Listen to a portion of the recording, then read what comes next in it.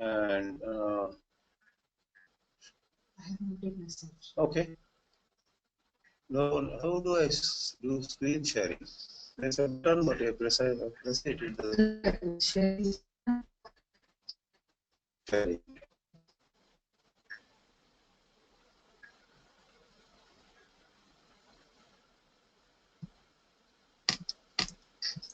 I click that. What about view? View, let me see. View full screen window. Recording in progress. Attendees. Options. Just the small. Yeah, you can come here.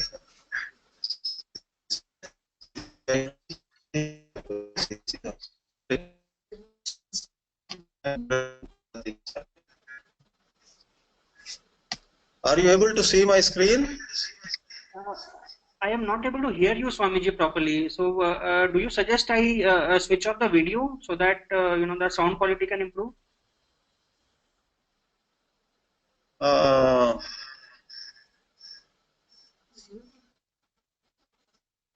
No, I think. Are you not able to hear me?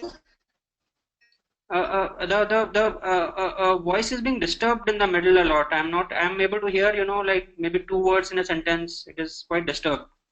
So I think the sound quality will improve if I switch off the video, I think.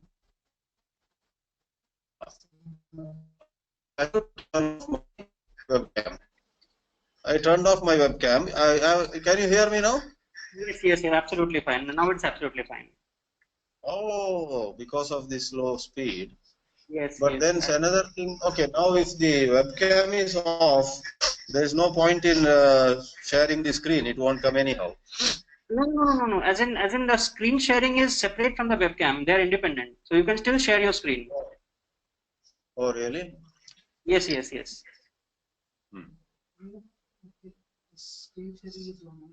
But no, I'm clicking. Nothing is happening.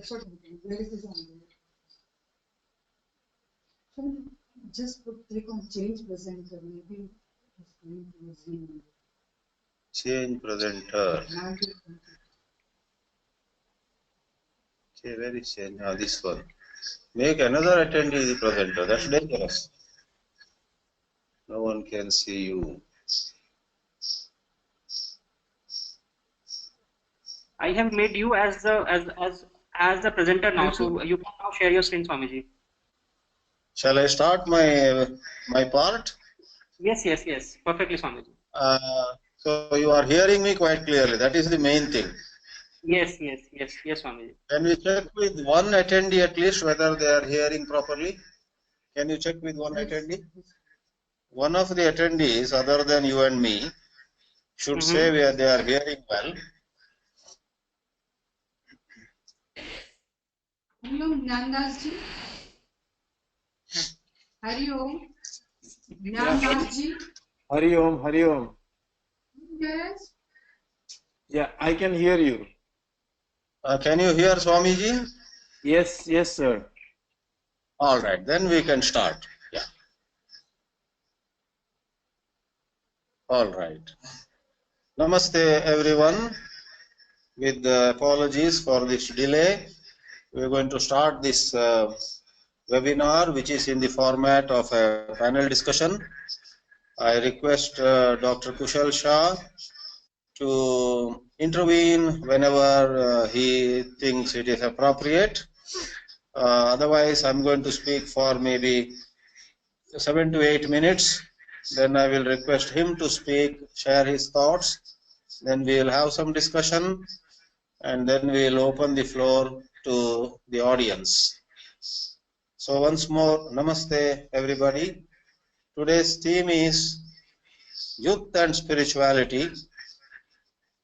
An underlying question is, can they go together? In this webinar, we are going to do some loud thinking on whether spirituality makes any sense to youth. For Sometimes it is said in a cynical spirit, youth is a time to err and old age a time to repent. But this is, as I already called it, cynical. It's a very cynical statement. We are going to say it is not so. Youth is not a time to err. Youth is rather a time to learn. And old age is not a time to repent. Old age is rather a time to reap the fruits, to reap the benefits of all the learning that one gains during one's youth. Swami Chidananda used to say, youth is not useless, rather the youth is useless. He used to add, the youth are not careless, rather they are cared for less. We need to care more for them. There is a lot of energy in youth. Now I wish to plunge into the crux of the matter. The youth will be very open. Youth are open to spirituality, provided certain conditions are met. One is, there should be no gap between theory and practice.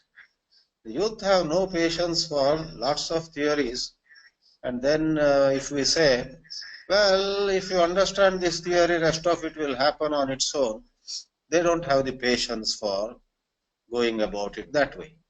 In other words, the youth insist in quick application. Any spiritual truth, any teaching that is given to them would meet with the question, how do we apply this? And how would it give results? Also, youth, because they themselves are energetic, they expect vigor, energy in the so-called spirituality that we might want them to pick up. And energy and vigor also imply efficiency, effectiveness. Many years ago, there were two deaths of two very great famous people around the same time. On one hand, Mother Teresa died. She had received Nobel Prize, she was world famous, and all the service she did was phenomenal. Around that time, a little before or a little later, Princess Diana died. And most of you attending this webinar know that death of Diana was a much bigger news, and not only a bigger news, lots of people, and among them lots of youth also, from the bottom of their hearts, felt deeply for Princess Diana. Not because she was pretty or not because she was the wife of Prince Charles, but she had engaged herself in practical spirituality. She had gone around the world and she had put in her best effort in many areas, especially removal of mines where innocent people were getting killed. The mines were planted, as most of you know, during some war, later on just left there, landmines. And she had really sympathized with that. So that shows that the youth do relate to true spirituality. What youth would love to do or love to have is some kind of body-mind connection. If it's all philosophy, they would not like. There has to be a holistic view. They also would like to go for stress reduction. At young age itself, they are highly stressed, these young people. And they also want an understanding that relieves their pressure, especially peer pressure. Just a week ago, I spoke to 11th grade students in an international school in Delhi, NCR area, and those 11th graders, in fact, they had entered the 12th now, were under a lot of pressure. So when our spirituality gives them an understanding where they don't have to have that pressure, and if they have clarity on the purpose of life, so that they can be themselves without yielding to peer pressure, if they can be themselves, see where they are good and anchor themselves there, that is the kind of spirituality that would appeal to them. Then youth would not be attracted to talkers, they are attracted to achievers. A simple man, not belonging to any famous family, never had become even member of parliament, Narendra Modi made his way to the prime minister's position. Recently, when he went to US last year, lots of youngsters, children of the NRIs, gathered around him. I'm not able to show the screen here. I have a picture here of Narendra Modi with all these NRI teenagers, and they are so happy meeting him because in him they see the achievements, not just talking. The youth actually relate to people who truly sacrifice, not just write books. Youth relate to those who are dynamically living, not passive or withdrawn. Lastly, on my part, let me quote a little from Gita and Upanishads. When the Gita chapter 6 says, one must lift oneself by oneself, one is one's own best friend, and if not handled properly, one is one's own worst enemy. That is the kind of message youth would relate to. In 18th chapter we have Dhatyutsaha Samanvitaha. A sattvic worker is described as endowed with fortitude, that is not giving up too soon, and enthusiasm, utsaha, and so on. This kind of light on how we may work with balance, with inner strength, with fortitude, with courage, definitely will appeal to the youth. Kathopanishad has the famous statement, arise, awake, and stop not till the goal is reached. That is how Vivekananda modified it.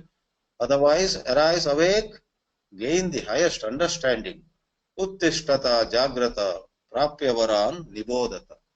So let me conclude my initial comments before requesting Dr. Shah to present his views, saying, in our spirituality, Eastern or Western or wherever, there are lots of pieces which right away relate to the youth, but they have to be presented with vigor, with the support of appropriate action. Thank you, and may I request Kushal to speak now?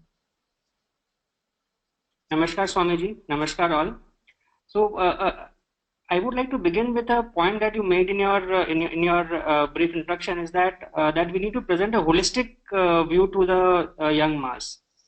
Correct. But I find it to be a very difficult proposition. Although I completely agree with this view, but first question that arises is that what exactly is this holistic view? Because because when we come to yoga, which is the practical way in which we Yeah. go about spirituality, we have two different distinct directions in which one can go. One is that one can do all the asanas, pranayama to become more physically fit and be an achiever in the world. To use that to become much more powerful in kind of many ways, and also there is the other direction in which one can use all these tools to become more detached from everything and go towards what one could call real spiritual dimension. So many teachers or many schools, they start with an aim to balance these two things, that you should become good in the world as well as progress towards spirituality. But what I see eventually happening is that one of these two takes over. Either the school starts focusing too much on the physical and the mental aspects, or there starts happening too much focus on the the higher dimensions, and the it kind of loses touch with the young mass. So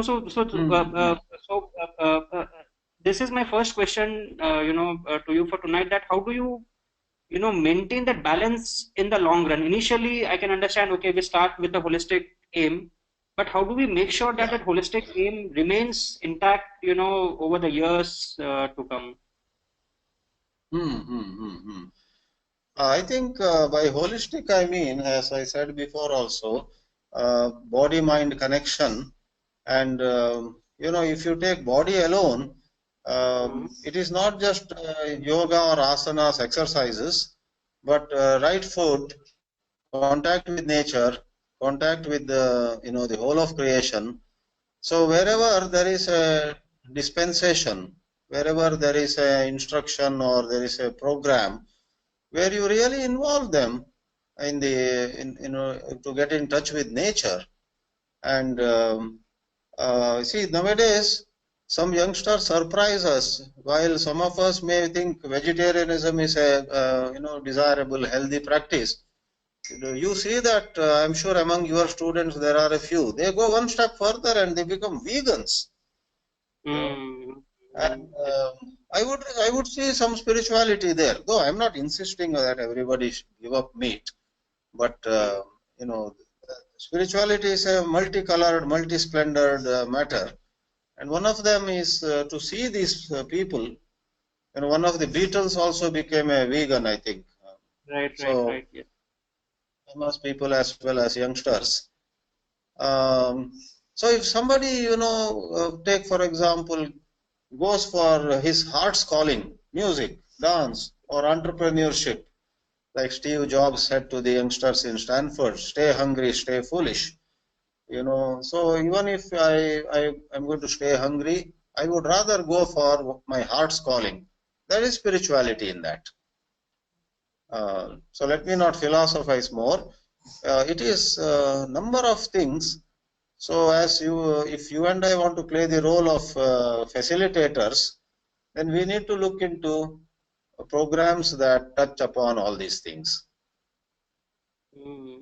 So yeah, I completely agree with this perspective that we don't have to, see spirituality in a narrow mindset of, doing certain actions, but if one is able to Correct. follow one's heart's real desire and, fulfill Correct. it in meaningful ways, which are also beneficial to the society, even that, should be seen as a real progress towards spirituality. So Correct. here, Whereas uh, this mhm, talking about heaven and hell or punya and pap, that mhm. would be the narrow way.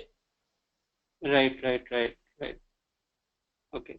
So here, one more difficulty which I, encounter a lot is that, when one starts, practicing some of these, techniques, of, various kinds of one of the four yoga mark, Bhakti Yoga or Raj Yoga or Karma Yoga, Jnana Yoga. Often we see that, some kind of ego starts, building up because, one Yes, starts doing yes. that, one starts feeling that, okay, because I'm doing this thing, I'm, superior to these other, lesser mortals who are, they don't know anything. And, Correct. this Correct. is also a very difficult, thing that, we get into spirituality to decrease our ego, but sometimes it feels that, the spiritual process may actually increase our ego rather than decreasing it. So Hmm. Hmm.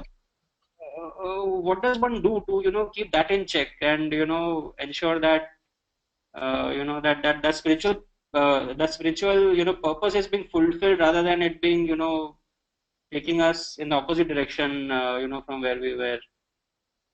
Yeah, yeah, yeah. I'm also aware of this, and that is a sad part of the so-called spirituality. Basically, there are two solutions to it. One is life teaches lessons. Those who become arrogant, they get then hard lessons. But that is, of course, what life will bring on its own. Another is, the instructors have to lead by example.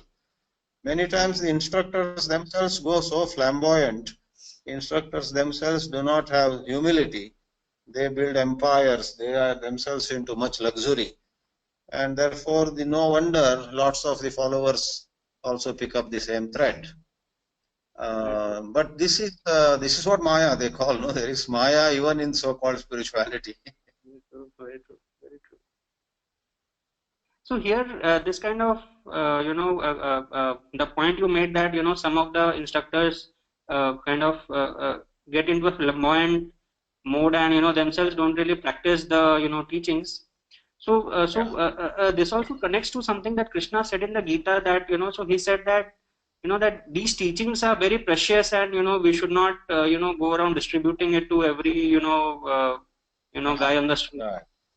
But we see a kind of opposite trend nowadays, right? That in the aim to increase their the list of people who are their members and all.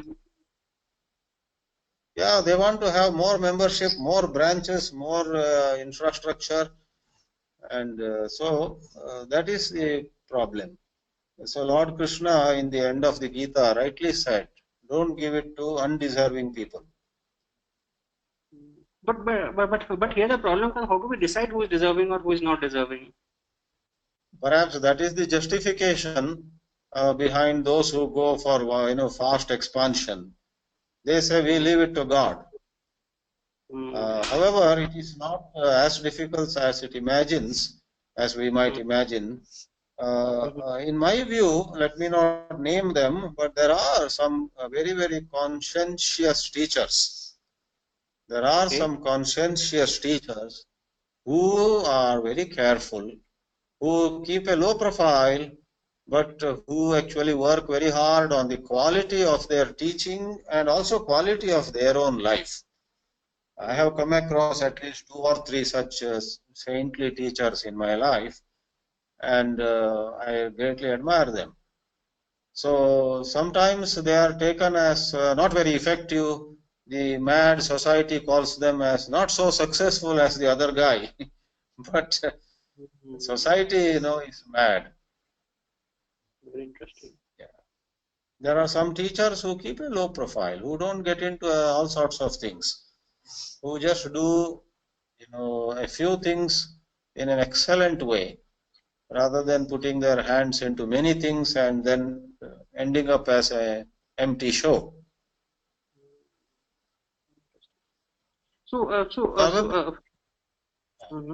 Yeah, sure. Yeah, Go ahead. Yeah. So this kind of leads to another thing that from different organizations who follow different methods. Some maintain a low profile and some go out of the way to create a grand image for themselves and all kind of publicity and all that.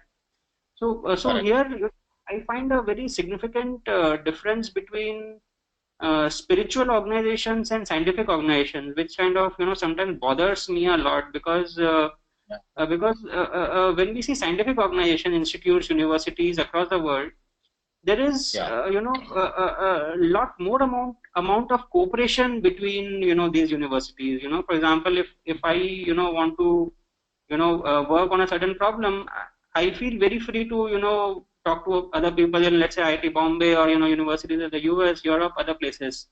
But when it comes to spiritual organizations, I see that they are much more sort of tied up to their one organization to which they belong to. Like I don't find, let's say, people from Krishna Mission, let's say Art of Living, Isha Foundation, and the Chinmaya Mission.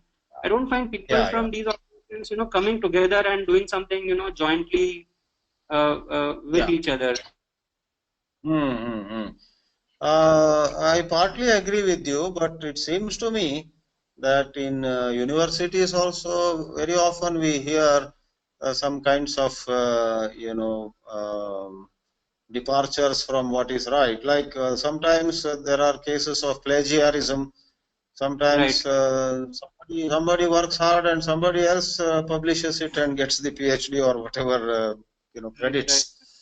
And I think when you talk of scientific organizations, maybe we need not limit that to universities only. Now in corporations, there are quite often a lot of ambitious people trying to build their own empires, some by hook or crook. Nowadays, perhaps you will also agree with me, there are a lot of controversies about medical organizations. For Right. example, to see that their drug or their pill or their particular medicine sells better, they will have lobbies. There are diabetic lobbies, there are lobbies for blood pressure, for everything, who will make the masses believe that they have to take lots of medicine. And there are some people who are fighting against this propaganda-based medical care. So ambition, let's pick up one word: ambition, personal ambition. I must become famous, I must become rich. That doesn't spare scientific community also. Lots of scientists are into personal ambition. Very true. Then knowingly they deceive the masses so that their bottom line, that is their profit, is guaranteed or secured. So it's a human problem, I would say, a human problem, ambition, personal ambition.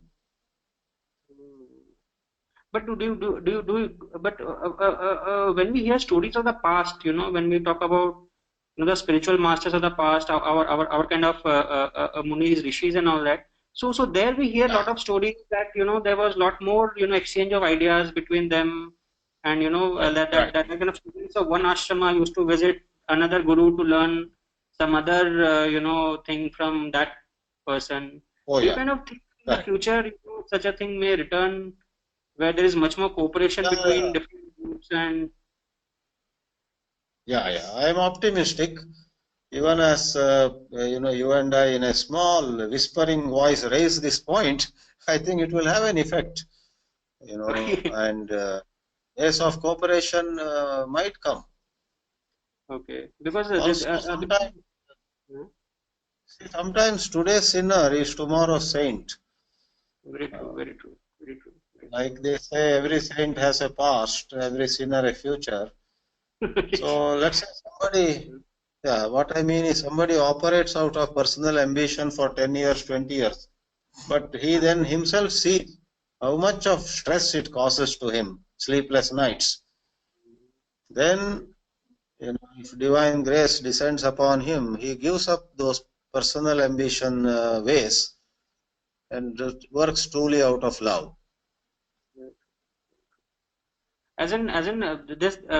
This particular point concerns me a lot, because when we talk about introducing spirituality to the youth, so we usually at these various colleges we try to bring in people from various organizations to conduct their own classes, and to kind of impart various techniques to the students, and there, Yeah, because of this lack of cooperation, the main difficulty arises is that many times these organizations make contradictory sort of statements, and claim. claims, and which seem totally opposite to what the other organization said. So this kind of Correct. puts organizations the kind of organizers in a dilemma that should we even call people from different organizations, or should we just stick to one, because if Yeah, if five people come and they say five different things, students get more confused rather than getting clarity yeah. regarding these ideas. So how do you suggest we go ahead with about handling such Uh, situations? Yeah, one suggestion that comes to my mind is don't go by the name and fame of organizations. Hmm. Rather, pick individuals who have broad mind. Pick Hmm. individuals. There may be some mullah, some swami. There may be some Christian padri here and there who, Hmm. uh, personally, as by their nature, are highly harmonious and cooperating people. They are the people who should take the lead. Otherwise, the head honchos of the organizations may have their own agenda. Hmm. Very true. Very true. Very true. So Perhaps there here, are people in every city. There are some, level-headed people. Though they may be less scholarly, they are the people to be invited to colleges. very true. But here the problem happens that it's very difficult to find such people, because usually we go on YouTube, or we search for people on the internet, and look for people who can come and Correct. interact. how do you go ahead Correct. about finding such, genuine people who are, not so famous, but, who can give great guidance to students? So how do you go about finding them? Probably we should begin with some seminars where we invite speakers, then watch them, how they speak. Then Hmm. have a second seminar where we will invite only those who talked in a harmonious way. Avoid the people who try to sell their own agenda, uh, however famous or rich they may be. Very true. And the first group who are broad-minded, they don't need fanfare. They don't need glamour. Yeah. So, in a manner of saying, let me suggest this way, have a glamorous seminar first. So all those who want glamour will come.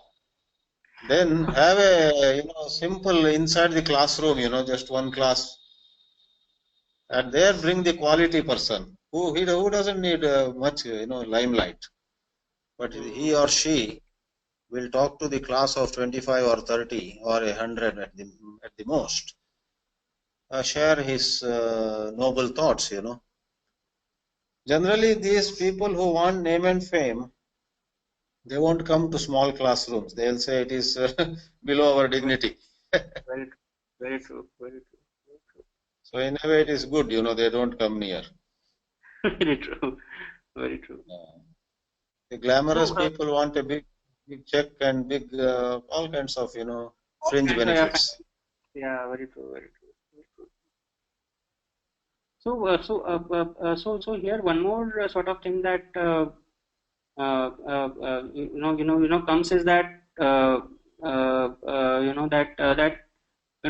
this point which you made about following the heart's desire, the point you made earlier in your presentation. Yeah, correct. So how exactly do we guide students to find that calling, that because many times it happens that the heart says different Yeah, things, that sometimes my heart may say that I want to do something for education, my heart may say that I want to become a correct. musician. How do you actually figure out which is the true heart's calling and go ahead and sort of fulfill that thing? Yeah, that's a very practical question. In my experience, a lot of youngsters would say something, but actually they don't know. They are already conditioned. There was a boy, for example, who said he is passionate about becoming an engineer. But later on, he himself admitted that that was a fancy. That was some Hmm. kind of romantic idea he had, a glamorous idea. And his main love was not engineering. He actually loved just kind of general management, Hmm. relating to people and so on. He didn't have much grip on machines, physics or maths, etc. But the idea of being an engineer was very glamorous in his mind. So coming to how we help each other, I think it is small group dialogues help a lot. Hmm. Small group, what you call counseling, sitting in small groups, and because once we go for a big show, the boys and girls get cowed down. They get little self-conscious. In Yes. in front of 100 people, a girl would not open up, properly. In a small group, between friends, I think they'll open up. Very So, true. in fact, you had once introduced to me two youngsters. I will not go into details of those persons who had great plans to go to colleges and schools in Delhi, Yes. and Yes. Yes. their method was all, yeah, we would, I think we should reconnect with them. Small, Right. they had a plan of arranging interactions rather than bombastic lectures by some learned scholar. Very true. Very true. That is the right approach, actually. Yeah. Yeah. Yeah. Yeah. We have also started here, such small discussion groups between Yeah, students, and many students have told that it has been very helpful in clarifying their whatever issues they had in life, and bringing a lot of clarity of thought in them. So yeah, that's definitely correct. a very important point. Yeah. Yeah. Here So one there are more thing. actually, sure, Yeah. Yes. sure. Please up your word. I was saying that, the society is so much in the grip of glamour and success. You have seen the movie Tare Zameen Par. Uh, Yes. in order to make the movie was great, kudos to Amir Khan, but in order to make that movie a box office hit, at the end of the movie, that boy, creates an extraordinary painting, and he has to succeed. In a way, Right. seriously talking, it's a contradiction. Contradiction. Very true. Uh, Seriously speaking, if the movie had ended with a message that you don't have to, make the best drawing, the best painting, you are lovable even without coming out with the extraordinary painting, that would have been more true. But Amir Khan, balances or blends a wonderful message with box office success too. So, yeah, Very true. Very true. Very true. yeah. So here one more difficulty which I find. So we have made some efforts of starting such small discussion groups over here. But one difficulty that we face is that when we have such discussion groups, there are some students who tend to like dominate the discussion too much. Like they somehow tend to think that they have all the answers, and what steps do we take to ensure that everybody gets a good chance to share their views, and there is no like domination from just one side on the whole group? So true, so true. Not easy, first of all, let me admit, not at all easy. But that is where perhaps there is some need for training of facilitators, moderator training. You know, maybe it's like people like you or me should sit with a group as an example, and then ask somebody to monitor. And then if he talks too much, we say, why did you talk so much? Or if he does, he's monitor, but he doesn't talk at all. They say, you Right, are the group moderator, you should right, intervene. right, right, But it's not easy. The ego runs high, and right, that's the flip side of group discussions. right, Finally, the people get so demoralized, they don't feel like attending any group discussion. right, right, right. That Yeah, that has another bad side. That is when they make a hero of some good speaker. They just want to listen to that speaker. yes, absolutely, absolutely, absolutely. Yeah, as in I strongly feel that this is one thing where our country, or maybe all other countries, are also lacking, that we don't train people to become moderators. We train people to become True. teachers or public speakers or dancers or Correct. musicians, but there is absolutely Correct. no training either in school or anywhere else to become a moderator. Whereas, this is perhaps one of the most So important traits that people should have, that they should be good moderators, as in, I I strongly really feel. appreciate that point. Yeah, you said it so well. Maybe just as there are what is that? Some clubs are there, Toastmasters club and such clubs. And all that. Correct. I think we need organizations which train moderators. Yes, yes, yes, yes, yes. Let us start one. Let us start, a club where we say, don't be a speaker, help Be a others mod. speak. Yes, that would be truly wonderful. That would be really wonderful. As in, I have been making some efforts to spread this. There is this teaching method known as the Socratic method, which I had Yeah, mentioned yeah. in a You had conversation. mentioned So, to me. Correct. so it would be very nice if we could, start some kind of, training schools where we could actually train teachers to teach even by being good moderators, rather than just going and giving a lecture which no one is listening to, and just being done with it. So True, this is true, true. something that is very close to my heart, and if we could do something together regarding this thing, that will be really, really very wonderful. Surely, surely. I will be happy to join you in that effort. We Right. can pick up more friends also who are like-minded. Yes, yes, Uh, yes. That will be it's a wonderful. burning need of the society, burning need of the society. Yes, very true. Because behind just speaking and speaking, there is also the larger problem of seeking success, becoming achiever, and so on. Yes, yes, yes. Spiritually speaking, achievement should be a side product. Success should be a side product. spiritually speaking, our finding where we belong and then doing things with all love and involvement. That is the main thing. Very true. Then success becomes as a side product. But people want success as the main product. Very true. Very true. Very interesting. Very interesting. So do we open the floor for audience questions I or think so. I think okay. so, but before that, I compliment you, Kushal, for raising a lot of nice questions. I myself see now the value of a panel discussion. Thank you, Swami. So Thank you the so much for your patience in much answering all of credit them. goes to you. Much credit goes to you for raising wonderful questions. Thank you, Swami. Thank you so much.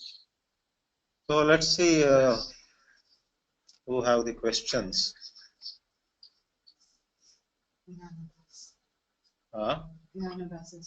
Correct. So here, dashboard. Oh, not dashboard. Attendees. Yeah.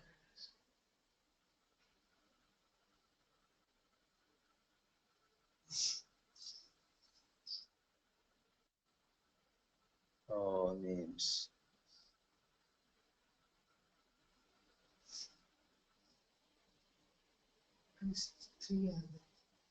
Only thing is my screen is so. Yeah, now it's coming. Yeah, now it's coming.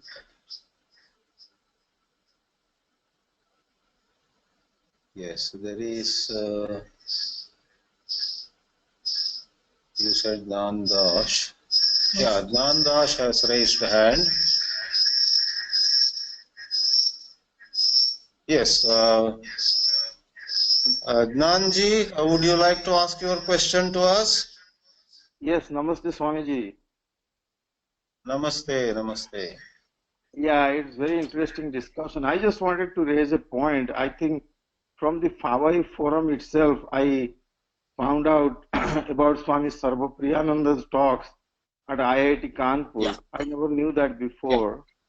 And I listened to all his talks, and I had a chance to meet him a couple of times because Yeah, he is now in Hollywood, right? no, he just moved to New York. So he's the head of the Ramakrishna Mission New York as of the beginning of the year. And what is interesting to me, first of all, when I was studying engineering way back, I wish we had that kind of an exposure. We had no idea. So the very fact that he could capture, for hours and hours, these 19, 20, 21-year-old kids and explaining the seventh verse of the Mandukya Upanishad was stunning to me. And secondly, when I interacted with him personally, he's always traveling with a couple of students. And they're very fascinated and enamored by his I think I was just thinking in my head that why is he so successful with the students, with the youth? And maybe there is some things we can learn from his style of presentation, his interaction. So that's the comment I wanted to make. Very well taken. Yeah, point well taken. Swami Sarvapriyananda indeed is doing a wonderful service. Okay, let's see who else is. Yeah, Gopal Krishnan. Hari Om Swamiji. Yes, Hari Om. Yeah. So I just wanted to say that youth and spirituality, the main problem is to convince people the need for spirituality. 90% of the people, they don't feel the need for spirituality. The moment we put in them the need for spirituality, they will automatically learn whatever they want to learn from various sources. Yeah. Kushal, would you like to say something? Kushal perhaps can reply. How do we convince the youngsters of the need for spirituality? Here, Swamiji, I would like to go back to a statement which you had made about going after the heart's desire. So that desire is already present in many young people. So if we want to define going after spirituality by, getting up in the morning at 5 o'clock and doing yoga, that is perhaps, unlikely to happen at 20 years of age. But but if you use your definition of, defining spirituality by doing something that we genuinely feel for from the heart, that I think is already present in most young people. They all want to, pursue their heart's thing, the real heart's thing. So I think it's more about, as you said, it's more about providing them that atmosphere and the platform where they can, pursue that thing and even realize what is their true calling. So I feel that it is not so much about feeling the need for spirituality, but rather providing them the right atmosphere so that it can blossom on its own. Right. Yeah. Thank you. That's true. The very understanding of spirituality to them should be different. It's not about getting up. When you said getting up at 5 a.m., I was laughing to myself. Nowadays, a lot of youngsters go to bed at 5 a.m. They stay awake all night. Very true. Okay. Yeah. Can Dinesh ji ask his question?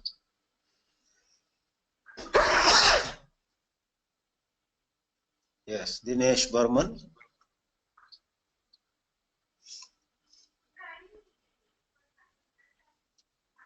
Is there some problem with the mic or?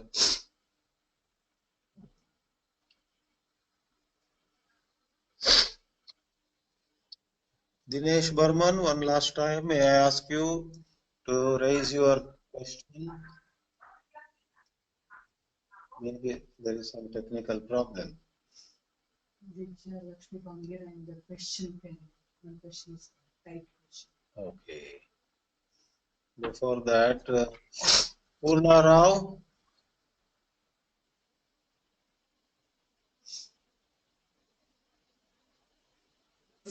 No, Can I speak now? Please do. Good evening, Swamiji and Dr. Kushal Shah. It was an interesting talk on youth and spirituality. And since I've worked with youth for so long, I thought I should tell you something which is very important. Most of the youngsters, Swamiji, as you pointed out, have a lot of stress in their life. So I often found that youngsters after 11 and 12 decided to give themselves a break of a year and call it a gap year and go away to find themselves. Now, I did not understand the meaning of finding oneself, because when we were young, our parents told us what we should be and never said you should find yourself. But today, parents are asking their children to find themselves. And that is an important aspect, because I found that most of these children, I mean, there's youngsters, they're adolescents and teenagers of 17 and 18, have developed a tremendous amount of introspection and inward looking, because in finding themselves, they also found compassion, kindness, goodness of heart, and, so many good qualities which differentiated them from all others who like, of our generation, decided to just go through all the rigmarole of studying, and then of course we're probably getting into a job or getting married or whatever it is. But these youngsters in that 1 year of gap year have understood the value of life. Now, Swamiji, would you think that that is an important thing? Yeah, gap year is a great concept. Otherwise, people are just, youngsters are just moving on from one class to next class to the next, and so on. But then there is the question, the right utilization of that gap year becomes important. That gap year should not be a time when, they just idle away or they get astray and so on. So hopefully there are programs and there are some facilities which help youngsters to use that gap year in a meaningful way. I'm not personally aware of many places or many institutions which provide that facility. Swamiji, some of my students decided to join the Ramakrishna mission and do pastoral work, the outreach programs of, and they said they would like to go away and, dig bridges and iron trenches or whatever, and do work for the poor and all that. So that particular year they spent in that. And I think this is a very valuable exercise, because instead of jumping from one course to the other course to the other course and academic work, at least they've developed their personalities. Definitely. That would be good, yeah. So maybe there is more need for institutions. Ramakrishna Mission is there, but more institutions should design good gap year programs. That's true, Swamiji.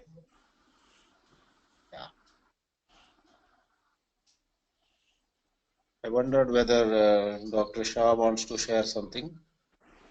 No. So, Swamiji, I have the same idea as what you said, that having a gap time is good, but we also must ensure that that the students actually use it for some productive work rather than just spending it away in playing video games or some such thing. So, Correct. the implementation is would be a good challenge over there. Yeah. Thank you, Purna. Now I am going to take up some written questions, and there is one by Vijayalakshmi Bangera. Okay, it says, is spirituality a stage where we recognize Brahman in everyone, or is it something more than that? Oh, this is very interesting. Is spirituality about recognizing Brahman in everyone, or is there something more? Actually, it's the little other way around. Seeing Brahman in everyone is the highest, which none of us is capable of. Therefore, rather than saying there is something higher, I will say there are 100 lower stages. That's where we have to begin. Leave alone seeing God in everyone. Recognizing, as the presentation also touched upon it, recognizing one's own true leanings, recognizing other people also as they are, rather than putting pressure on them, like parents putting pressure on children. You have to be this, you have to be that. So those are lower forms. Parent, for example, a father or a mother doesn't have to see the child as God. He need not see Brahman in the child. But even as he puts pressure on the child to become an engineer, if the father slowly sees that my son loves music, or he loves to be go ahead in geography or economics, so to see the economist in the son is more important than seeing Brahman. That seeing Brahman is a very, very highest level of spirituality. I'm afraid hardly anyone is ready for it. It's good to know such things. Therefore, to sum up my answer, spirituality is a stage where we see others more objectively and where we see ourselves also more objectively, not carried away by some conditionings. Very interesting answer, Swamiji. Thank you so much. Yeah. Would you like to add something, Kushal? No, Swamiji, it was perfect. Absolutely perfect. Wonderful. Yeah, looks like we think very much alike. Yeah. Okay. Right. Any other? Teenage Burman is there and Chris Chilpuri, 3 are there. Oh, now we go back to, yeah, so I think, let me see, Dinesh, that time there was some mic or some problem. Dinesh ji, can you hear, can you ask? I have unmuted, I have removed the hand symbol. You can even write. Or you may write, probably there is some technical problem with the microphone at your end. You could write a question. Meanwhile, I'll go to Chris Chilukuri. Yes, Chris. Hari Om, Swamiji. Just an observation. in our tradition, yoga as Hatha Yoga, as well as spirituality in the sense of Vedanta, they seem to be an individual pursuit, ultimately leading to a pan vision. But with children and youth, perhaps familiarization with the tradition is good, but perhaps the focus should not be this individual pursuit. Meditation is the highest form of individual pursuit as a stepping stone. Perhaps working together as a team. You mentioned briefly appreciation of nature, or playing in a sports team, or belonging to a club that does service. These are things that help with subsidence of ego far more with the youth than would study of traditional spirituality. Very well said. Very well said. Perhaps our rishis went to certain heights, and mostly the youth, or why youth, even a lot of us adults, are not really ready for those heights. Perhaps in advanced versions of spirituality, one turns inward and intensely examines one's own within. But when one is not really that mature, that kind of effort leads to more of hypocrisy or idleness. So what you said is extremely valid. Only when one has gone through these stages of relating with the society selflessly, relating with nature with an open mind, then one goes further and then turns inward. Perhaps they are... so it's nothing wrong with that individualistic approach by itself, but one has to be prepared for it, and most of people are not prepared. They get a little bit excited by it, and they try. Many people who sit for meditation might be having all wandering thoughts. Whereas if they, as you put it, as they join some club and do some teamwork, then the mind becomes more softened, mind gets more mellowed. I fully agree. Now Vijayalakshmi Bangera has raised hand also. I'll go to Prasad Vepa next, but right now, Vijayalakshmi, can you ask your question?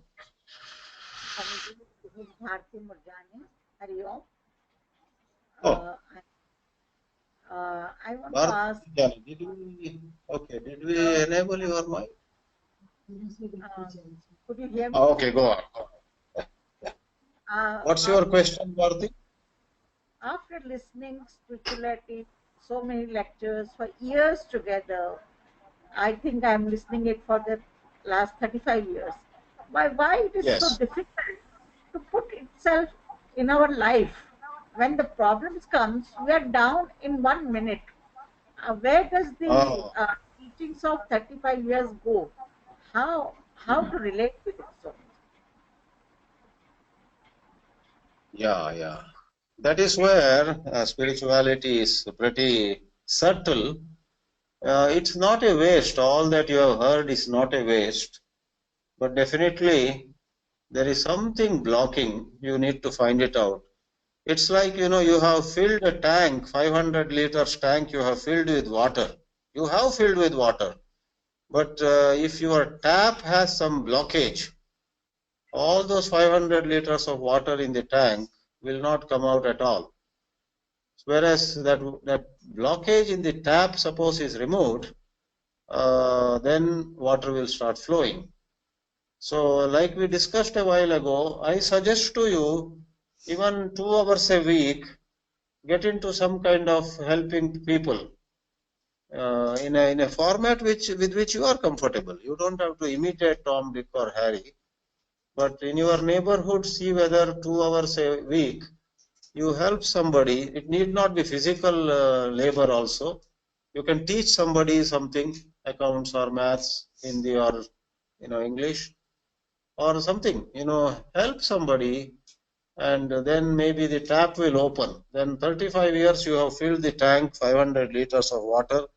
You will find once the tap is opened, it will start flowing and it will fill you with bliss. Thank you, sir. You said other person is Prasad. Yeah, Prasad is here. Yes, Prasad, can you ask? Hari Om, Swamiji. Hari Om. Just a couple of comments. Wonderful discussion as always, and nice comments from Dr. Shah. My comment is, you started off by saying people are cynical, which is just so true, and we need to understand why they're cynical and jaded. The youth. It looks like they, maybe in their perspective and their lives, they see the gap between the theory and practice. So I think that is one major issue that makes them cynical and jaded. And the second factor is the relevance. They need to see the relevance and value and benefit. They know the other things that they're pursuing in the colleges or schools will take them to a particular place, will increase their knowledge, get them a job and a career and so forth.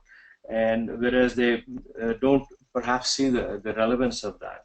And another thing that is also underlying is sort of a lack of clarity on what is spirituality. Often it is conflated with theory, with the philosophy, with the religion. It is conflated with so many things.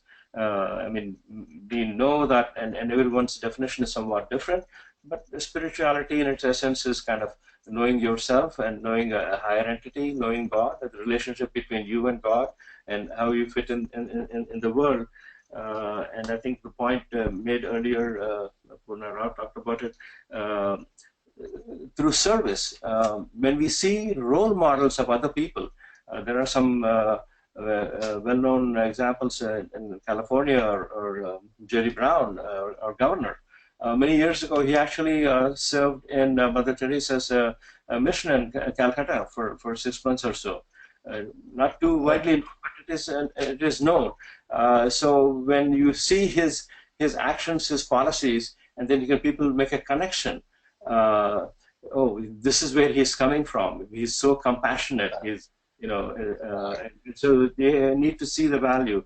I think Emperor Ashoka, I think, was the one who famously said, act and walk in such a way that others would want to know what informs this person, what is this person's faith.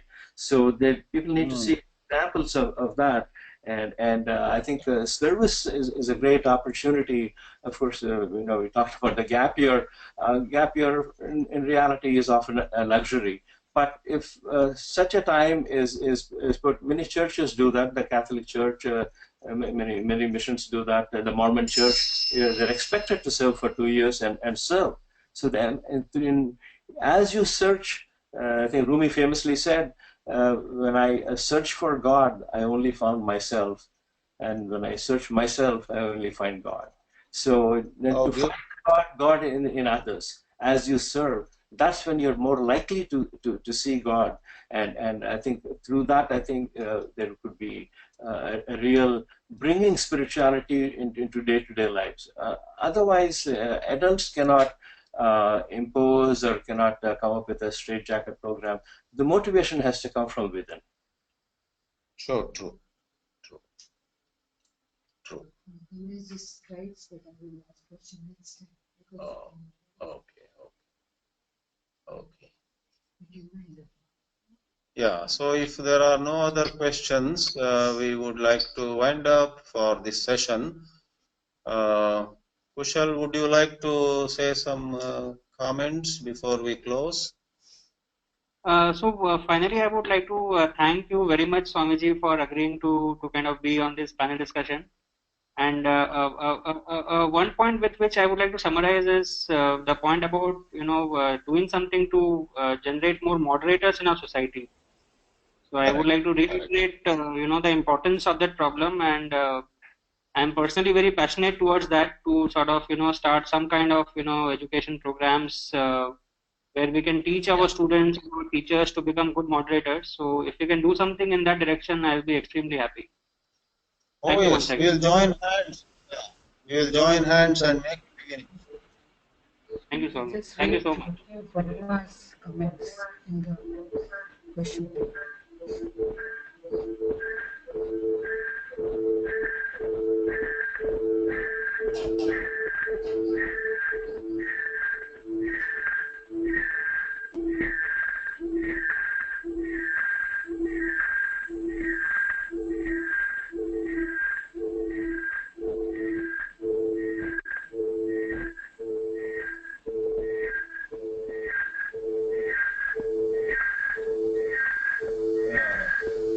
Yeah, somebody has also expressed appreciation of this program. That is good. Okay. So, all right, this will conclude. Thank you, Kushalji. Thank you, Vikaji. Thank you so much. Okay. Namaste, everybody. Namaste.